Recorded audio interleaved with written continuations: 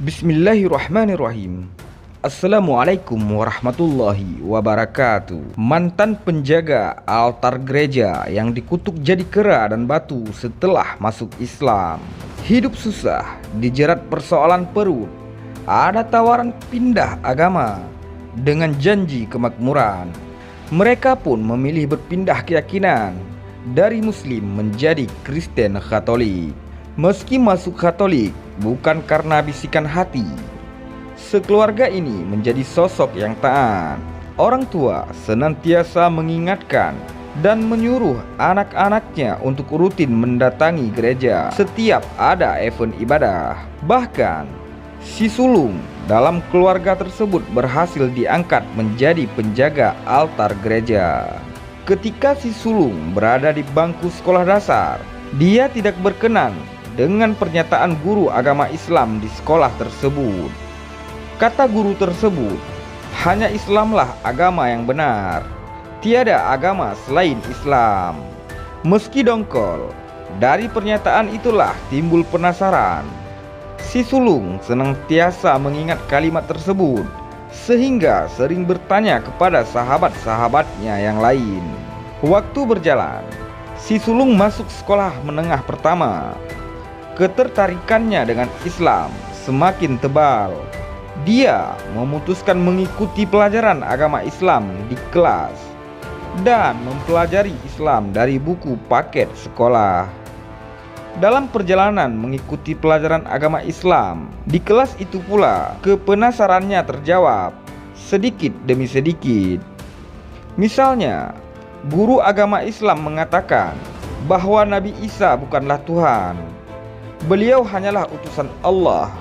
Rupanya dari kitab Injil yang dia baca tersebut bahwa Nabi Isa memerintahkan kepada Bani Israel agar menyembah Tuhan yang Esa. Tentu saja ajaran ini bertentangan dengan doktrin gereja melalui pendeta yang menyebut dan meyakini konsep Trinitas. Di sekolah menengah atas, si sulung mulai belajar mengerjakan sholat.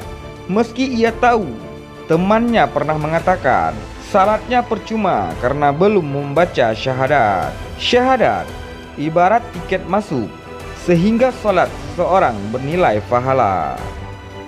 Masuk kuliah, tingkat penasaran si sulung semakin menggebu terkait Islam yang mulia. Suatu malam, dia bermimpi dimasukkan ke dalam neraka.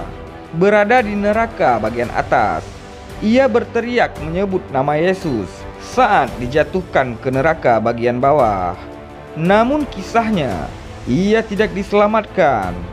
Barulah ketika mengucapkan Allahu Akbar, ia diselamatkan dari panas neraka, lalu terbangun dengan keringat yang membanjiri badan.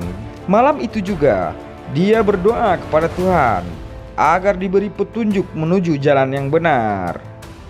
Tidak lama setelah itu, ia melakukan kunjungan karena tugas kampus ke sebuah daerah. Ketika waktu luang, dia memutuskan untuk berenang. Ketika menyelam, si sulung merasa ada yang menarik kakinya hingga hampir tenggelam. Beruntung, ada sahabat yang menyelamatkannya. Setelah kembali ke ibu kota, laki-laki itu pun semakin mantap untuk memeluk Islam. Setelah kejadian hampir tenggelam itu, ia menyimpulkan, Allah Subhanahu wa Ta'ala masih menyelamatkan saya agar saya memeluk agamanya. Lepas mengikrarkan syahadat, si sulung kembali menghadapi masalah. Bagaimana menjelaskan kepada keluarga-keluarga yang beragama Katolik? Hingga akhirnya ia mengaku dan mendapatkan hinaan, cercaan, bahkan kutukan oleh ibunya.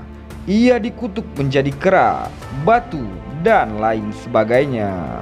Qadarullah, si sulung kuat.